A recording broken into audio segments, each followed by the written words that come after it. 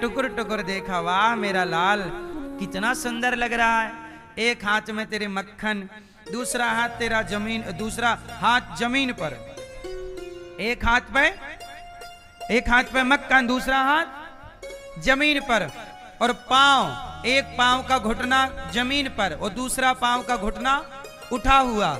बस माँ यशोदा ने वही छवि अपने मन मंदिर में बसाई। जैसे छोटे बच्चे की आपने फोटो क्लिक कर ली, वो फोटो खिंच गई, ऐसे मैया ने भगवान कृष्ण के उस बाल रूप को अपने हृदय में बसाया। वही मैया यशोदा ने जब कृष्ण चले गए तो मैया उसी बाल रूप का चिंतन कर करके रोती। तो उसी बाल रूप का जब मैया ने वर्णन किया कि मेरा लाला ऐसा था, वो छवि मेरे भीतर जब किसी मूर्तिकार ने सुना कि अच्छा भगवान ऐसे थे, तो उसी मूर्तिकार ने मैया के उन भावों को इस तरह बिठा के हमारे सामने प्रकट कर दिया। ये रहे तो ये भगवान का बाल, इसलिए इन्हें कहते हैं लड्डू गोपाल। लड्डू जो इनके हाथ में है वो मोतीचूर का लड्डू नहीं है, वो मक्खन का लौंदा है, मक्खन का लड्डू है, लड्डू गोपाल ये है। और ये है जगन्नाथ जी। अब इनमें क्या अंतर है तो सुनो। जब ये लड्डू गोपाल जी, जब भगवान श्री कृष्ण बड़े भये और बड़े हुए तो यहां से द्वारिका चले गए। कहां चले गए? द्वारिका। और द्वारिका जाने के बाद 100 साल तक भगवान वृंदावन नहीं आए। कितने साल तक? 100 साल तक मैया यशोदा यही छवि मन में बसाई थी, मेरा कन्हैया, मेरा कन्हैया। अच्छा, जैसे आपके साथ जो होता है पत्नी पति बेटा बेटी, तो जब आप उसके साथ होते हैं तो साथ का आपके भीतर भी एक छवि बन जाती है। फिर जब वो नहीं होती या होता तो व्यक्ति उस छवि का चिंतन भाव करता है कि हम साथ में ऐसे बैठते थे, ऐसे खेलते थे, ऐसे हंसते थे, ऐसे बातें करते थे। तो मैया ने भी कृष्ण के इसी स्वरूप को मन में बसा रखा था। तो जब भी मौका मिले तो कन्हैया का बाल रूप का ध्यान, मक्खन चुराने का, माखन खाने का, दूध पीने का, मैया गोदी पे बिठाती और दूध पिलाती। वो सब कुछ भगवान की मैया को याद आती और मैया रोती रोती। 100 साल बीत गए। 100 साल बाद क्या हुआ कि द्वारिकाधीश भगवान कृष्ण द्वारिका से कुरुक्षेत्र आए स्नान करने के लिए। तो जब कुरुक्षेत्र गए तो संयोग से माता यशोदा भी कुरुक्षेत्र गई थी, गोपियां भी कुरुक्षेत्र गईं। तो 100 साल के बाद भगवान कृष्ण की मुलाकात मैया यशोदा से कहां हुई? कुरुक्षेत्र में गोपियों से। फिर वहां से वापसी में भगवान वृंदावन आए 100 सालों के बाद। और जब यहां आए तो मैया को तो कन्हैया मिल गए। अब तो बार बार कन्हैया को गले लगाए, बार बार गालों को चूमे, बार बार गोद में बिठाए। अब तो कन्हैया बड़े हो गए ना। पहले तो छोटा कन्हैया था, दूध पीने वाला। छोटा बच्चा तो बच्चा है, गोद में बिठाओ, लाड़ करो। अब तो कन्हैया, अब तो गोद भी नहीं ले सकते ना। बड़े बच्चे को कौन गोद ले सकता होता? आपने यहां मंदिर में क्या नहीं देखा? हर मंदिर में होता ना, टन टन टन घंटा लटका रहता है बाहर। वृंदावन के किसी भी मंदिर में घंटा नहीं। क्यों? क्योंकि वृंदावन में यहां भगवान कृष्ण के बाल रूप की उपासना होती है। छोटे से कन्हैया तो बाल रूप में, बाल स्वरूप है भगवान का। तो जैसे बच्चे को माँ बाप बहुत लाड़ प्यार करते हैं, उसी तरह यहाँ के कन्हैया को बहुत लाड़ प्यार किया जाता है। तो घंटे वंटे की जरूरत नहीं है कि प्रभु को डिस्टर्ब ना हो घंटे से, बच्चे को ना आवाज ज्यादा करो। तो इसलिए बाल रूप है। और यही कृष्ण जब द्वारिका पहुंचे तो द्वारिकाधीश कहलाए। क्या कहलाए? तो हो गए ना, 3 हो गए, गोपाल जी, जगन्नाथ जी और द्वारिका, लेकिन है तीनों। अच्छा, चौथा सुनो। एक दिन क्या हुआ कि कृष्ण और रुक्मणी जी भोजन करके टहल रहे थे। भोजन किया और प्रभु भोजन करके निकल पड़े। रुक्मणी जी साथ में थी। तभी भगवान श्री कृष्ण बोले कि रुक्मणी जी आप घर जाओ, अर्थात महलों में जाओ, मैं एक भक्त से मिलकर आता हूं। रुक्मणी जी बोले नहीं नहीं, आज अपने भक्त के पास हमें भी ले चलो। तो बोले चलो। तब भगवान द्वारिका से भोजन करके अपने भक्त को दर्शन देने, जानते हो कहां पहुंचे? पंढरपुर। कहां पहुंचे? पंढरपुर। पंढरपुर मतलब महाराष्ट्र में भगवान पांडुरंग, विठ्ठल भगवान, सुना है आपने कि नहीं? विठ्ठल विठ्ठल विठ्ठला पांडुरंग विठ्ठला। तो भगवान कृष्ण, सुनना जरा ध्यान से, भगवान कृष्ण और रुक्मणी जी भोजन करने के बाद चलो भक्त से मिलने। अच्छा, भक्त कौन था? एक भक्त था पंढरपुर में, उस भक्त का नाम था पुंडरीक। वो पुंडरीक क्या करता? पहले वो भक्त नहीं था, पहले दुष्ट था। पहले क्या था? पुंडरीक का हुआ ब्याह, ध्यान से सुनना, पुंडरीक का हुआ ब्याह। तो वो अपनी पत्नी में इतना आसक्त हो गया कि दिन भर पत्नी के आगे पीछे डोले। और पत्नी बोली कि सुनो, तुम्हारी मां के पास एक सोने का हार है। कौन सा हार है? अभी तक मुझे दिया नहीं, जल्दी लाओ। अब जब बेटा माँ बाप की सेवा ना करे, पुंडरीक अपने माँ बाप का ख्याल ना रखता, इग्नोर करता। माँ बाप को भी लगा कि अब हमारा बेटा बड़ा हो गया है, शादी हो गई है, अब ये हमें बोझ टाइप का समझने लगा। तो माँ बाप अपने बेटे से बोले कि बेटा अब हम लोग काशी जा रहे हैं, तीर्थ यात्रा पर। तो पंढरपुर महाराष्ट्र से उनके माता पिता चले काशी की यात्रा में। उस जमाने में बैलगाड़ी हुआ करती थी, तो चलती यात्रा लोग, और भी लोग चले तो वो भी चले। तो बूढ़े माँ बाप जब चले तो पत्नी ने कहा कि तुम्हारी माँ अपने झोले में सोने का हार भर के जा रही है, हमें तो दिया नहीं, शादी में तो पहनी थी, मिला नहीं। तो पत्नी ने अपने पति से कहा, मतलब पुंडरीक से कहा कि जाओ तुम अपनी माँ का हार चुरा के ले आना, फिर माँ बाप को मरने देना। वो मरे मरे, हमें क्या दिक्कत, अपने को हार मिलना चाहिए सोने का। अब पुंडरीक भी पत्नी के कहने से चलता, तो वो माँ का पीछा करते करते माँ के साथ साथ चुपके चुपके चला। और भी लोग चले, 25-50 लोगों का जत्था चलता था यात्राओं में, तीर्थ यात्रा में। तो ये भी चला चुपके चुपके, जहां मौका मिले माँ के झोले पे हाथ डालने का प्रयास करे, पर मौका ना मिले। चलते चलते वो काशी पहुंच गए। तो काशी में गंगा जी के तट पर सब लोगों ने डेरा जमाया। तो अपने अपने झोले को तकिया बनाकर सब सो गए। तो माँ का झोला थोड़ा पीछे खिसक गया और माँ सोई पड़ी थी गंगा के तट पर। तो अब पुंडरीक को मौका मिला कि माँ का झोला मैं चेक कर लूं और हार लेके भाग जाऊं। अब जैसे ही उसने माँ के झोले को खोला तो देखता क्या है कि गंगा जी से एक गंदी सी महिला निकलती है, और वो निकल करके पुंडरीक के माता पिता का दर्शन कर रही है। तो पुंडरीक के माता पिता का दर्शन करते ही वो गंदी सी लड़की महिला बिल्कुल साफ हो गई, और वो पवित्र, उसका शरीर और उसके वस्त्र बिल्कुल सफेद हो गए। और वो दर्शन करके पुंडरीक के माता पिता जाने लगी कन्या। अब जाने लगी तो इस बालक ने, जो माँ के झोले पे हाथ डाल रहा था सोना खोजने, इसने, पुंडरीक ने अपने उस कन्या से कहा कि देवी रुको, आप कौन हो?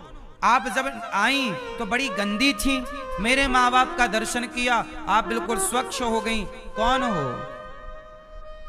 तब उस कन्या ने कहा कि बेटा मैं गंगा मैया हूं। अच्छा, आप गंगा मैया? तो आप गंदी थी, साफ हो गई? बोले हाँ। गंगा मैया बोली कि तुझ जैसा पापी, जब से तुम यहां आए हो ना, कल सुबह तुमने स्नान किया था ना यहाँ, जब तुम जैसा पापी गंगा में स्नान करता है तो मैं अपवित्र हो जाती हूं। तुम जैसा पापी मतलब तुम कैसे बेटा हो कि बाप की माँ की सेवा तो नहीं कर रहे हो, माँ बाप का पीछा कर रहे हो, चुराने के लिए धन चुराना चाहते हो। बाप के प्रति श्रद्धा नहीं है तुम्हारी, माँ के प्रति आस्था नहीं है। तुम पत्नी के कहने से माँ बाप पर संदेह कर रहे हो कि तुम्हारे माँ ने सोना लेके चली है घर से। अरे उसने सब कुछ तुझे दे दिया है। जब तुम जैसा नालायक बेटा जब गंगा में स्नान करता है मैं अपवित्र हो जाती हूँ, लेकिन तुम्हारे माता पिता बहुत बड़े भक्त हैं और जब मैं किसी भक्त का दर्शन करती हूँ तो मेरे भी पाप धुल जाते हैं। मेरा भी पाप किसी भक्त के दर्शन से धुलता है।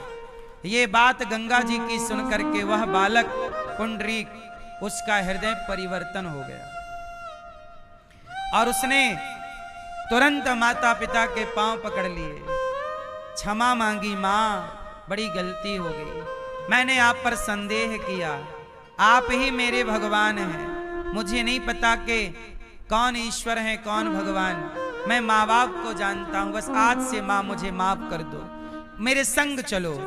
माँ ने कहा अब आए हैं तो दर्शन कर लें। सवेरा हुआ, सब दर्शन हुआ। फिर वह बेटा अपने माँ बाप को साथ में लेकर सब तीर्थ यात्रा कराया और माँ बाप की सेवा। अब वो पंढरपुर पहुंचा तो पंढरपुर में अपने माँ बाप की खूब सेवा करता। अब पत्नी बोली कि हार वार है। पति ने कहा अब हार वार ये सब तुम रखो, मैं माँ बाप की सेवा करूंगा, तुम्हें मेरे माँ बाप की सेवा करना है तो तुम रहो, नहीं करना तो तुम जाओ। पत्नी थी उसे भी समझ आई। अब वो दोनों पति पत्नी मिलकर माँ बाप की सेवा में लग गए और कुछ दिनों के बाद उनकी पत्नी की मृत्यु हो गई। अब अकेला बेटा अब ये दिन भर अपने माँ बाप की सेवा करता और माँ बाप में ही परमात्मा का दर्शन करता। एक दिन इस भक्त का दर्शन करने रुक्मणी और कृष्ण भगवान द्वारिका से आए तो पंढरपुर पहुंचे। अच्छा बारिश का मौसम था, बारिश का मौसम था तो ये पुंडरीक अपने माता पिता के भोजन के बाद सिर दबा रहा था। तो एक गोद में मतलब एक जांघ पर पिता का सिर था और दूसरी जांघ पर माँ का सिर। एक तरफ ऐसे माँ सोई थी, ऐसे पिता सोया था। तो दोनों माँ बाप का सिर पुंडरीक के कहाँ था? गोद में। तो ये दोनों का सिर दबा रहा था अपने हाथ से। माँ को भोजन बनाए, माँ के कपड़े धोए, माँ के पांव दबाए, पूरी सेवा श्रवण कुमार की तरह। इतनी सेवा माँ बाप की कि द्वारिकाधीश भगवान कृष्ण बोले कि मैं आज पुंडरीक का दर्शन करने जाऊंगा। और देखो वो चल पड़े भगवान। रुक्मणी जी बोली मैं भी चलूंगा, चलूंगी, चलो तुम भी चलो। अब दोनों आए तो भगवान आंगन में पहुंच गए। बेटा, भैया, कुंडलीक सुनो, हम आए हैं द्वारिकाधीश, आओ हमारा दर्शन कर लो। देखो भगवान आंगन में खड़े होके क्या कह रहे हैं?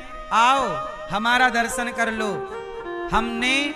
तुमने अपने माँ बाप की इतनी सेवा की कि माँ बाप की सेवा से हम प्रसन्न हो गए। सोचिएगा भगवान कब मिलेंगे? जब माँ बाप की आप निष्काम निष्कपट भाव से सेवा करोगे तो भगवान भी खिंचे चले आएंगे। भगवान की खोज नहीं करनी पड़ी। भगवान द्वारिकाधीश आंगन में आए, बोले सुनो, ओ हम आ गए हैं, आओ दर्शन कर लो।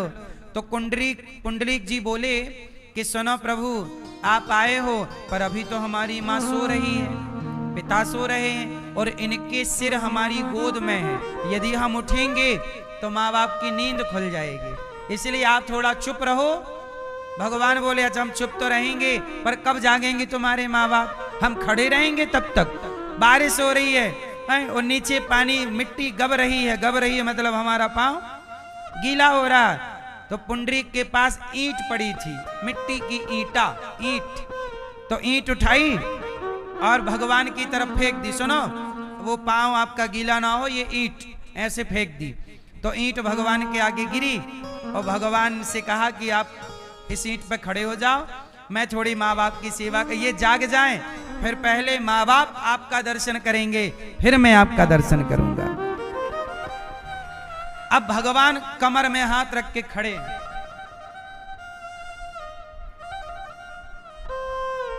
कमर में हाथ धर के खड़े हैं। भगवान कैसे खड़े हैं? इंतजार करते करते ना भगवान कमर में हाथ धर के खड़े।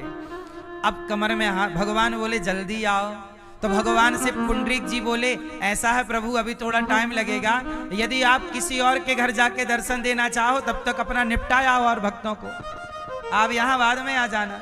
अरे तुम जानते नहीं भगवान हूं।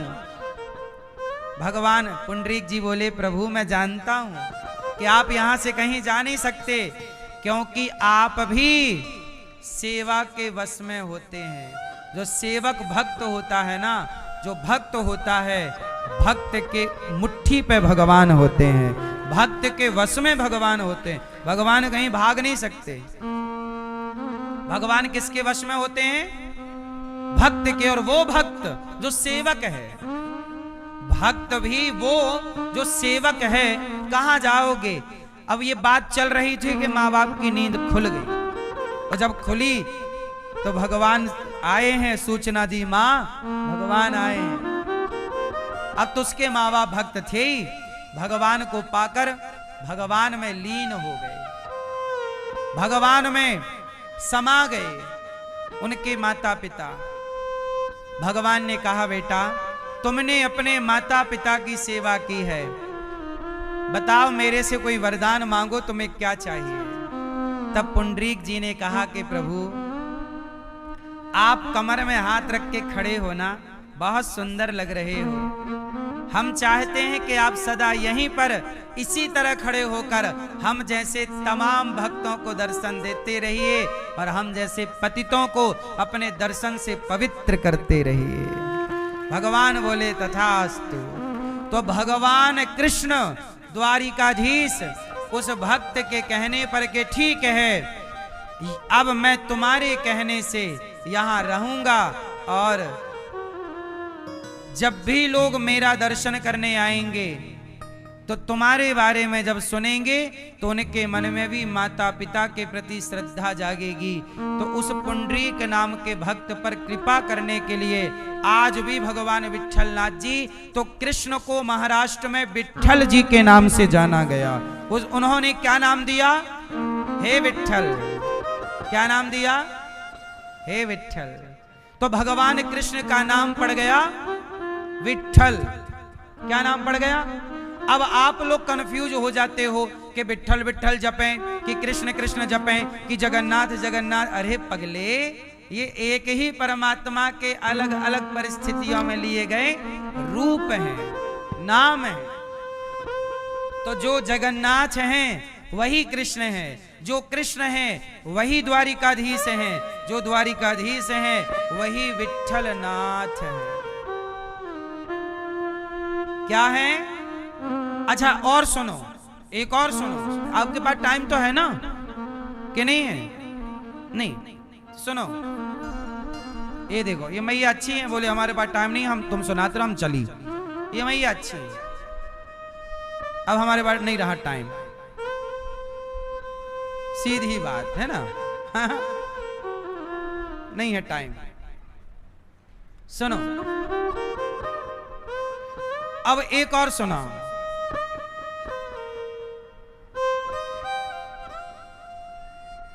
जब भगवान कृष्ण से रुक्मणी जी ने पत्र लिखा, ध्यान से सुनना, रुक्मणी जी ने क्या लिखा?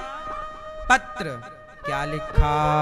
श्रुत्वा गुणान् भुवन सुंदर शृण्वतां ते निर्विश्य कर्ण विविरैर्हरितोऽङ्गितापं रूपं दृशां दृशिमतामखिलार्थलाभं त्वयि अच्युता विशति चित्रमपत्रपं मे। रुक्मणी जी ने भगवान द्वारिकाधीश को क्या लिखा था? पत्र। अच्छा, रुक्मणी जी का विवाह रुक्मणी जी के भाई रुक्मी ने शिशुपाल के साथ तय कर दिया। शिशुपाल कौन था? भगवान कृष्ण की बुआ का लड़का। और ये शिशुपाल वो था जो भगवान को रोज पानी पी पी के 100 गालियां देता था। कितनी गाली? 100 गाली सवेरे, मतलब दिन भर में 100, कुछ सवेरे को, दोपहर को, शाम को, सोते सोते 100। अब हुआ क्या कि रुक्मणी जी का विवाह